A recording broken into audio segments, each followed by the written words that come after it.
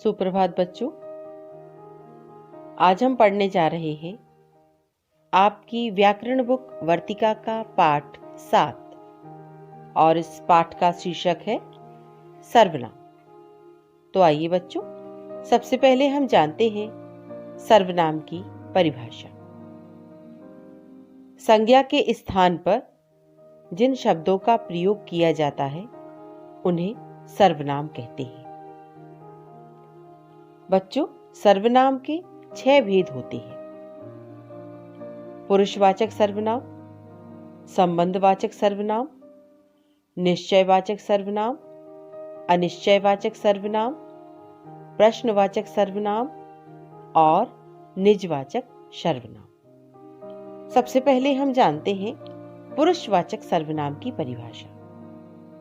तो जिन सर्वनाम शब्दों का प्रयोग बोलने वाले अर्थात वक्ता, सुनने वाले अर्थात श्रोता या किसी अन्य व्यक्ति के लिए किया जाता है उन्हें पुरुषवाचक सर्वनाम कहते हैं।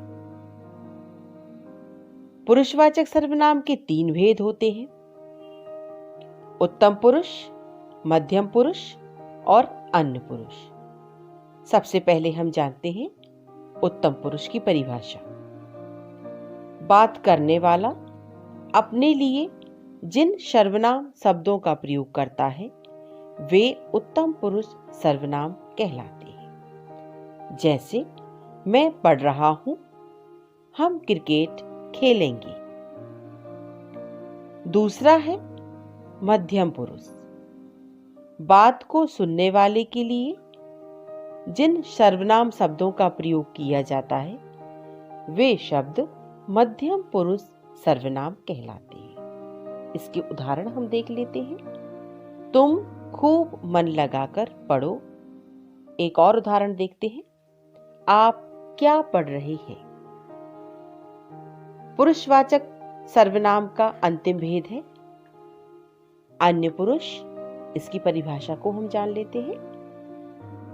बात करने वाला तथा श्रोता किसी अन्य के लिए जिन शब्दों का प्रयोग करते हैं वे शब्द अन्य पुरुष सर्वनाम कहलाते हैं। इसके उदाहरण हम जानते हैं।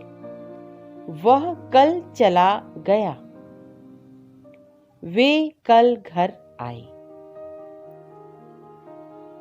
सर्वनाम के दूसरे भेद की तरफ हम बढ़ते हैं। संबंधवाचक सर्वनाम।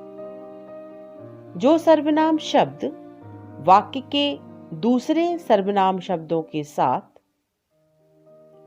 संबंध प्रकट करते हैं वे संबंधवाचक सर्वनाम कहलाते हैं। उदाहरण के माध्यम से हम डेफिनेशन को स्पष्ट करते हैं। जो करेगा सो भरेगा। जिसने अच्छा कार्य किया उसे फल भी अच्छा मिला। अभी जो उदाहरण मैंने आपको बताए उन वाक्यों में जो, सो तथा जिसने, उसे शब्द संबंध का बोध कराते हैं, अतः ये संबंधवाचक सर्वनाम हैं।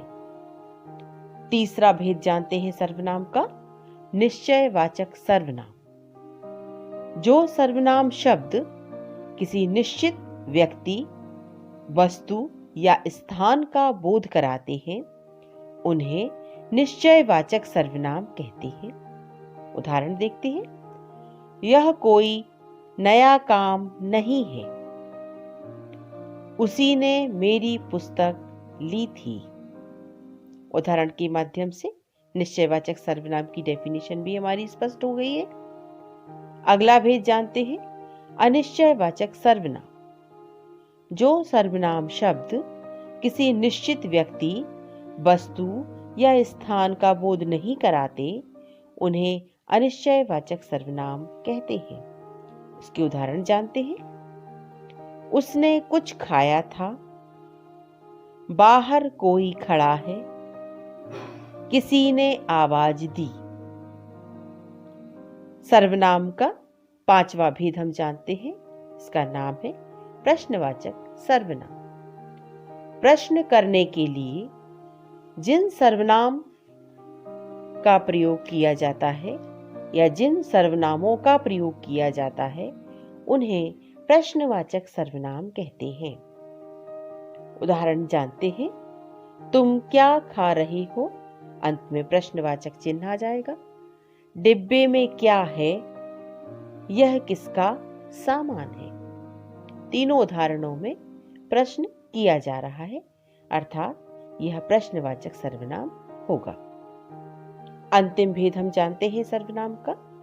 निजवाचक सर्वनाम जिन सर्वनाम शब्दों का प्रयोग अपनेपन का बोध कराने हेतु स्वयं के लिए किया जाता है उन्हें निजवाचक सर्वनाम कहते हैं। जैसे मैंने यह चित्र स्वयं बनाया है, वह स्वयं ही चला गया। हमें अपना कार्य खुद ही करना चाहिए।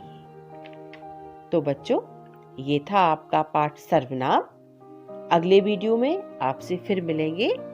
तब तक स्वस्थ और सुरक्षित रहते हुए नियमित रूप से आप अध्ययन करते रहें। धन्यवाद।